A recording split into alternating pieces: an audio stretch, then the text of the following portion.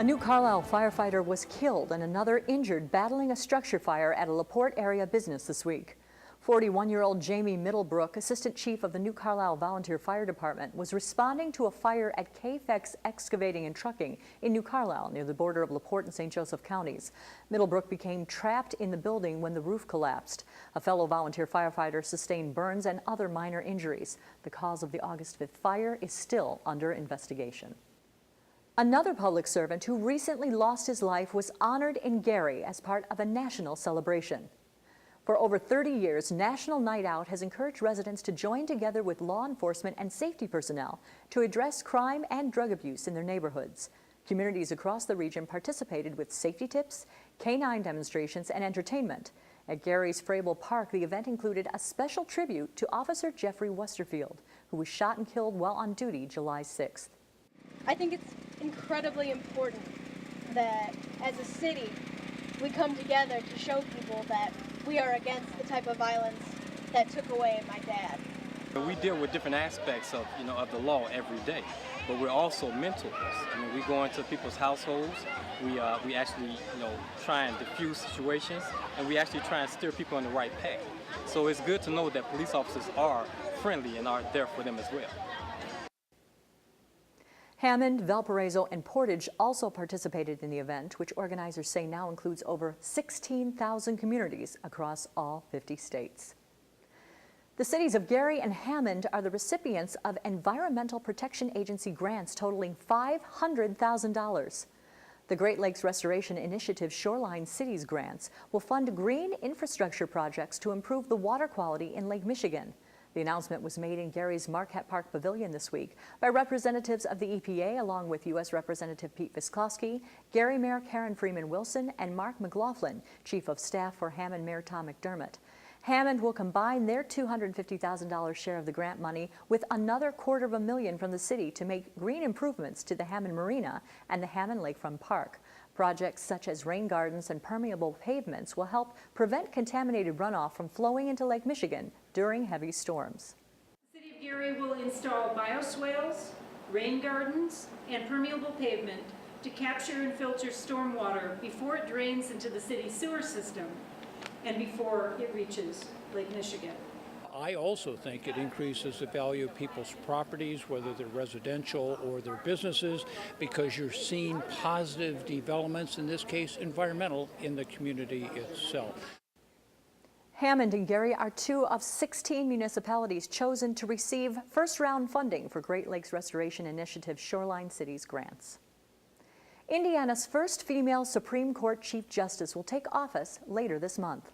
Loretta Rush, a former Tippecanoe County judge, was appointed to the Indiana Supreme Court in 2012 and voted in as Chief Justice earlier this week. The Judicial Nominating Commission held public interviews with each of the 4 associate justices, then met privately for about an hour and a half before voting. Current Chief Justice Brent Dixon chose to step down from the position, but will remain on the court. State and national legislators are courting local food markets, hoping to bring an oasis of fresh produce to some Northwest Indiana food deserts. Reporter Hillary Powell finds out how food equality is coming to some Lake County residents. It's National Farmers Market Week, and federal officials celebrate it by boosting the number of markets that accept Supplemental Nutrition Assistance Program, or food stamps. It's a need made great in Gary, Indiana by an absence of fresh goods and an abundance of food deserts. See how community leaders are getting affordable food to scarce areas. Gary just needs to come back to life. 71-year-old Errol Hefner knows downtown Gary, Indiana well because he moved here at the age of 1. I would say 1944. We had all kinds of Gold Blasters downtown, Sears, Gordon's, Hellfish, Walgreens. We could walk. But the streets, once filled with shopping options, are sparse. The block at 15th in Massachusetts, once boasting the John Stewart Settlement House, a 20th century safe haven for African American migrants, is now a place where fresh food is rarely found. This is a food desert. It's bad when you don't have a grocery store nearby, because then some people older don't have transportation, can't travel, or transportation don't go to certain areas. And then for a grocery store, if you do take public transportation, you're limited to what you can buy. A 2012 study from the Northwest Indiana Regional Planning Committee shows 20 Northwest Indiana areas meet the United States Department of Agriculture's definition of a food desert. Hefner is trying to make a difference on this corner. As a trustee at Christ United Methodist Church, he volunteers to grow crops at the church's Stewart House Urban Farm and Gardens, named after and placed in the same spot as his first Gary home. Although we don't have the building anymore, it's just history. From a pastoral point of view, I think what the Stewart House once was for the African American community was to bridge the gap. Nice tomatoes. It is hollow ground. A lot of the families that are members of Christ Church now, their ancestors came through Stewart House. Now we're doing this gardening project, and it will serve still the community as it did before. Delivering fresh vegetables to parishioners and neighbors. We had one of the people out here the other day who had just cut some cabbage. And there was a young lady walking down, and he asked her, "Do you want some cabbage?" And then he gave them to him, and then she says, "Now what do I do with them?" People need to know what to do with some of these veggies out here. This is a pineapple. Very good. Across town, at a new farmers market on the campus of Methodist Hospital, some young residents are getting an education in nutrition. So that they can learn that everything doesn't come from a can. Darlene Terrell is a child care provider in Gary. I grew up right here in this neighborhood. Who says fresh produce is hard to find near her business. No, not fresh produce like this is not easy to get. So when you see it, it's like, oh yes, we got to go and experience it. Reach in there and get a handful, and I'll fix them for lunch. This farmers market was her classroom today. We eat healthy snacks, so when we get back, we're going to take the fruits and vegetables that they purchase, and we're going to combine them, and we're going to wash them, and we're going to eat them for lunch. A 2012 NERC study shows Lake County has higher food insecurity rates than both the state and nation, with 18% of residents living in a food desert.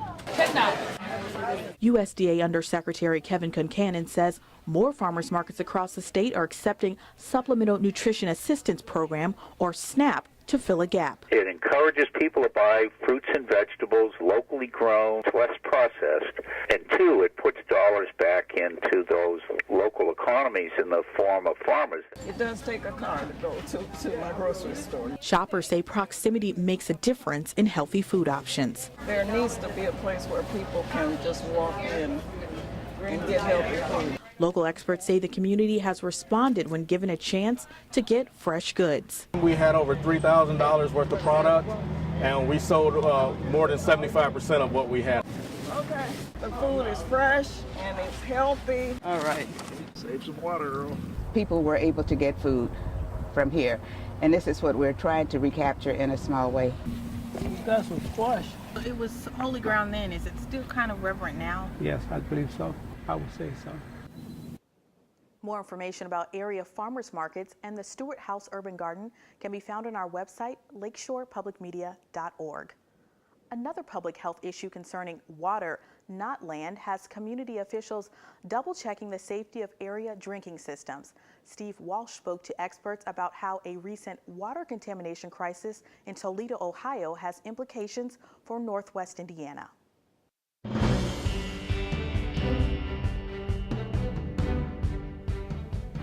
Over the weekend, Toledo was without water when a toxic algae bloom formed on Lake Erie. Talk about whether something similar could happen on Lake Michigan and other potential threats to the water supply. We have Bruno Piggott, who is Assistant Commissioner for the Indiana Department of Environmental Management, and Kim Ferraro, the Water and Agricultural Policy Director for the Hoosier Environmental Council. Welcome to both of you. Thank you. So, what happened in Toledo? Could that happen here on Lake Michigan, Bruno?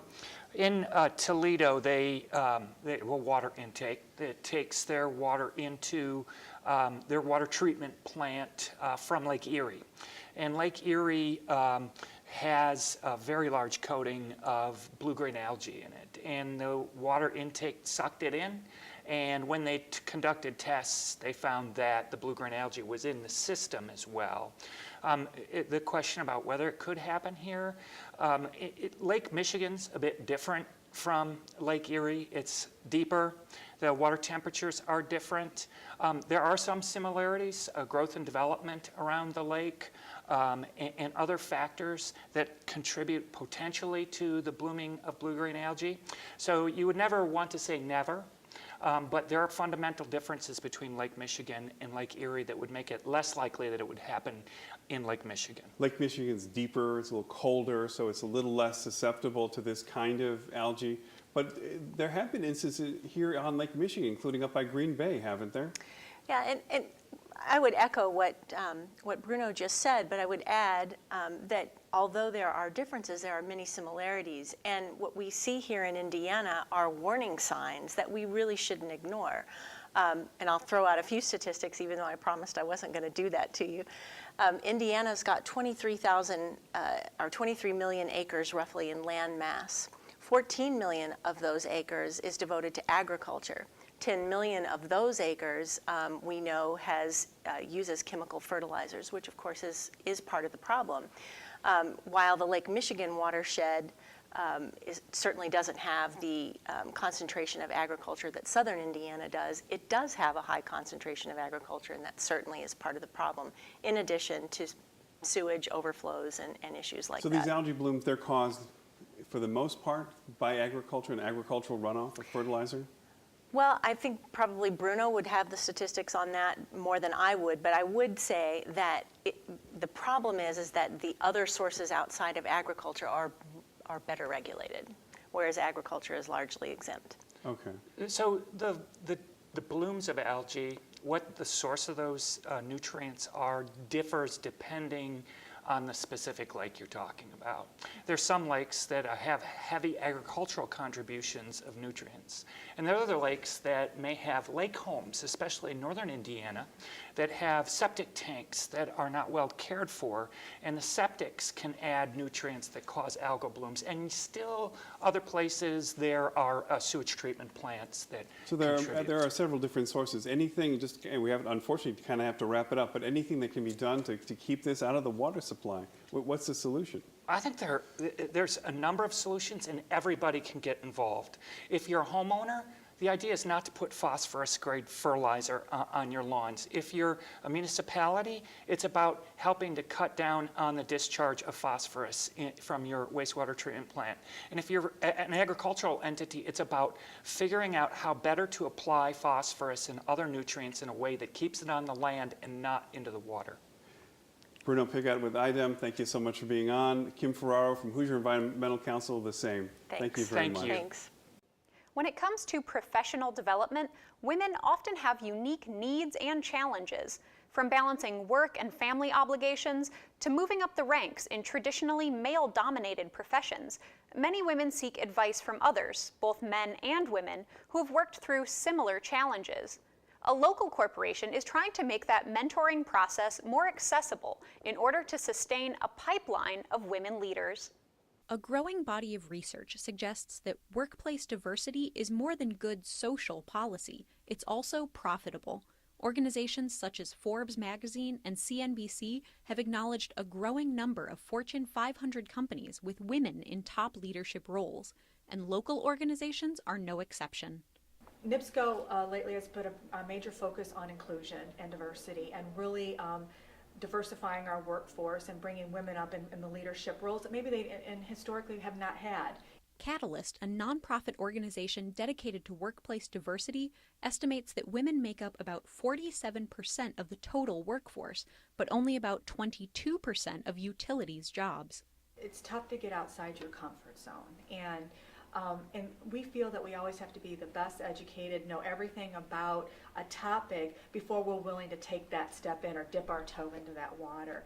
The Northern Indiana Public Service Company, or NIPSCO, is Indiana's largest provider of natural gas. Stacy Jukic has been a member of the company's Gas Operations Center team for over 20 years.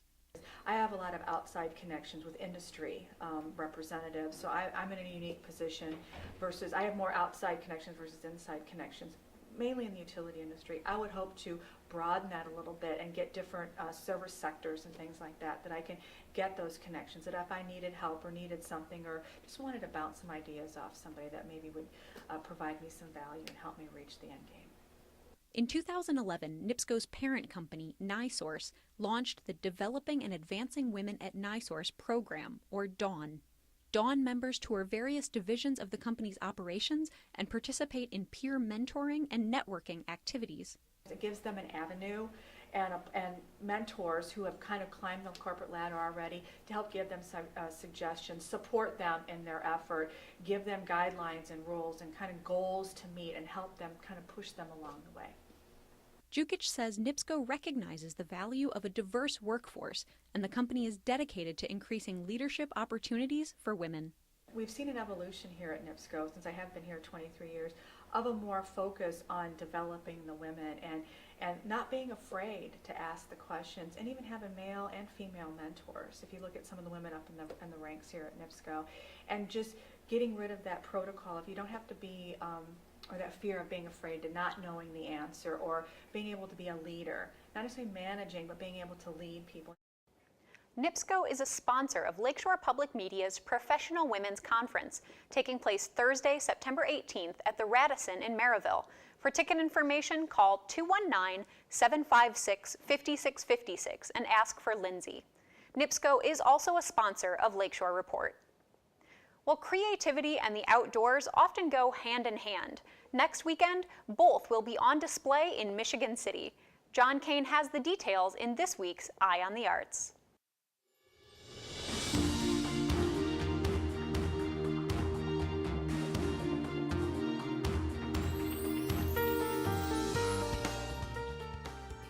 Hi, joining me for this edition of Eye on the Arts is Amy Davis-Navardowskis, the Marketing Director at the Lebesnick Center for the Arts in Michigan City. And Amy, it's very nice to have you back. Thanks for having me. So you have your big summer art festival coming up very soon. We do, August 16th and 17th. And this festival has gone on for years and years. 33 years. Okay. So, years and years. Yeah, years and years, Yeah. a long time. Yeah. And it's in the park. What is that park It's called? in Washington Park, right on the Lakeshore in Michigan City. Okay. And what might one expect to find there? Well, we're going to have different activities throughout the day. Of course, there's going to be about 100 artists there, and the artists are going to be exhibiting their work and selling their work. And there's going to be activities for children at the Ivy Tech Children's Activity Tent, where kids can paint, and there's going to be some clowns there so that the kids can get a little bit of a break from the shopping with mom and dad. And because that's so tedious. It can be for a little one. And we have an art patron oasis, which is a place for our patrons to kind of relax and get out of the sun for a little while, and so that they can energize themselves to continue shopping. Is there wine in this relaxation spa tent? There isn't. But there's a place to sit in the shade, which is sometimes really nice. Right. We do have a food court as well, so there are things to eat while you're there, so you can spend the day. And we also have the general insurance community arts tent, which has artwork from some of our outreach programs with the Social and Learning Institute and Michiana Resources. Oh, that's nice. So what kind of art, what different media? There's actually 6 different categories that we judge in, and I'm going to have to check my notes here. 2-dimensional art, fine craft, jewelry, sculptural objects, wearable art, and photography. Okay, so a nice broad spectrum of things to choose from. Yes. And and there's a lot of sales that go on, I would imagine. Yeah. The artists are there to sell, and we do jury the show, so the work is high quality. And the artists come from all over the nation. Well, great. Well, good luck with the festival. Thank you. Thanks for being here, and thank you for watching. We'll be back again next week with another edition of Eye on the Arts.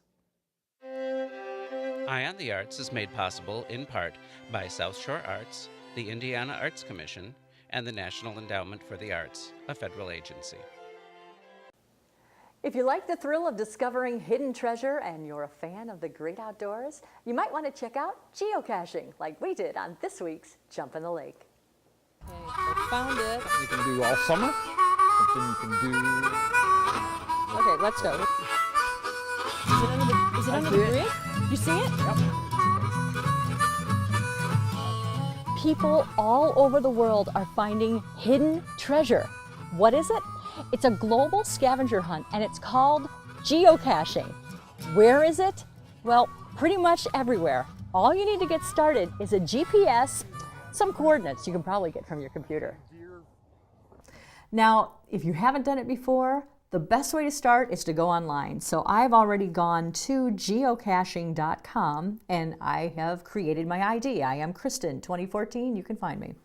And what we're going to do is put in our zip code, and that's going to be a Northwest Indiana zip code. And I have over 24,000 geocaches.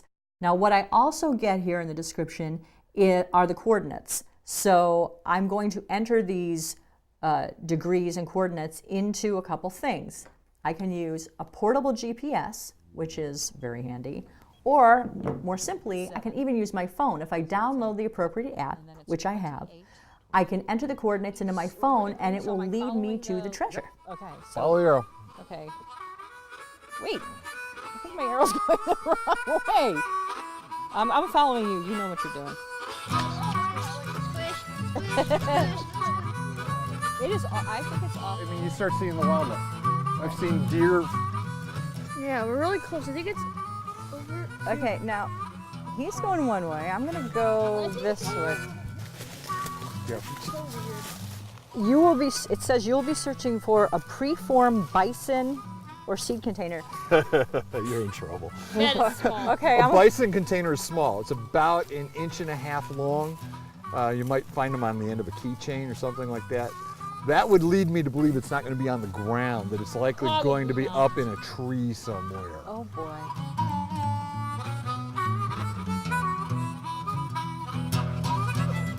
Okay. Which is. Wait, we got it! I found it! Yay! Oh, that's a little one. All right, so is this just the log That's that we just have? the log. Something that small, all you're going to have is the log. All right. Yes, I'm going to use your face. We have had a fantastic time today. We are out in Deep River Park. We are enjoying the great outdoors. We are exploring Indiana, and we are finding lots and lots of treasure. Geocaching, get on out there and try it. The great thing about geocaching is that you can do it absolutely any time of the year. It's a great time. And if you'd like to find out more about geocaching, you can see a longer version of our program on lakeshorepublicmedia.org. And actually, for information on any of our programs, you can go to the website to get more information. Yeah, we're always welcome to hearing from our viewers. If you have story ideas or thoughts, concerns about the show, reach out to us at tvfeedback@lakeshorepublicmedia.org. Again, any thoughts or ideas you might have, we're also on social media. You can find us there on Facebook and on Twitter, right? Virtual is good, but in person is good as well. At the county fair, we've been hearing from a lot of people at Lake County Fair. Yeah, we've been out at the fair all this week. We'll be out at the fair throughout the weekend. We've got a big old Lakeshore tent there.